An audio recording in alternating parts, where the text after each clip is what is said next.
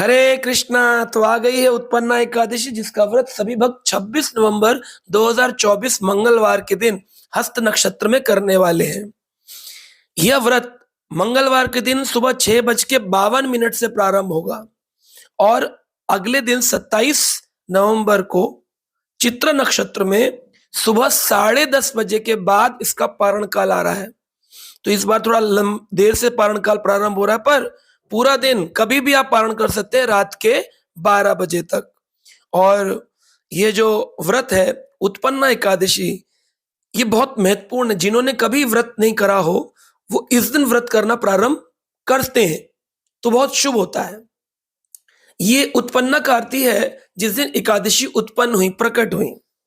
शास्त्रों में वर्णन आता है कि एक ब्राह्मण कुल में उत्पन्न असुर हुए, जो ब्राह्मण कुल में तो थे लेकिन उनकी प्रवृत्ति आसुरी थी।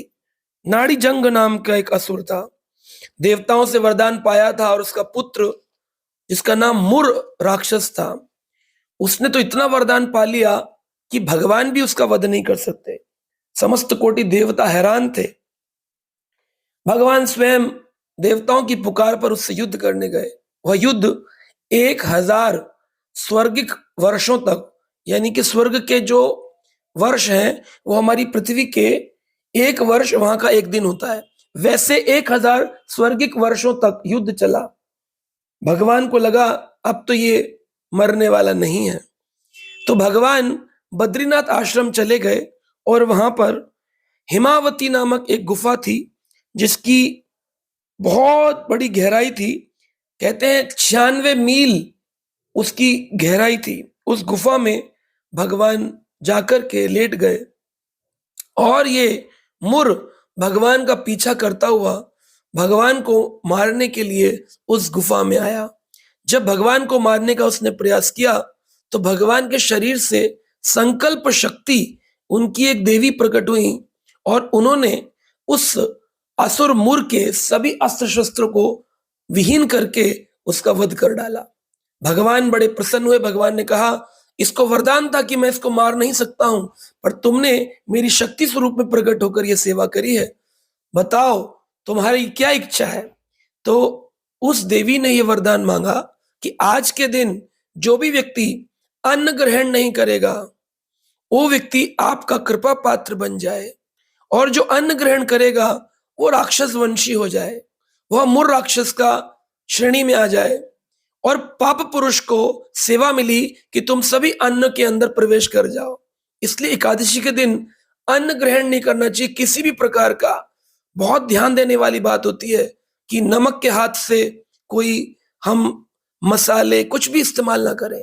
व्रत का भोजन केवल और केवल सेंधा नमक, काली मिर्च, इतने से ही भोजन बनाए, और वह भी फलाहार, मूंगफली दाना, आलू, मखाने, दुग्ध, दूध से बनी हुई मिठाई, घर में बना हुआ पदार्थ हो, बाहर का कुछ भी इस्तेमाल ना करें। और तेल भी जो इस्तेमाल करें वो देसी घी या तो फिर मूंगफली का तेल हो। बाजार में मिलने वाले अन्य तेल में मिश्रण होता है, ध्यान दें उसके अंदर कोई अन्य पदार्थ न आ जाए।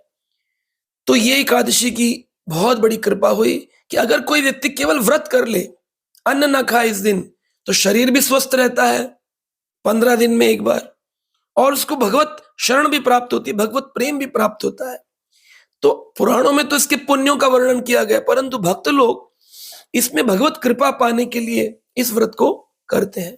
क्योंकि ये एकादशी देवी 11वें दिन प्रकट हुई थी, जो तिथि चलती है, इसलिए उनका नाम एकादश दिन पर प्रकट होने पर एकादशी देवी पड़ा। भगवत कृपा प्राप्त एकादशी देवी सभी भक्तों पर बड़ी कृपा करती हैं। अगर कोई व्यक्ति 1000 गाय दान दे, उसको जो फल प्राप्त होगा वो फल केवल उत्पन्ना एकादशी के व्रत से मिल जाता है। तो इसकी अद्भुत महिमा है। अश्वमेध यज्ञ के फल मिलते हैं, परंतु फल को ना सोचते हुए कृष्ण चरणों में प्रीति हेतु हमें इस व्रत को बड़ी श्रद्धा पूर्वक करना चाहिए। हरे कृष्णा।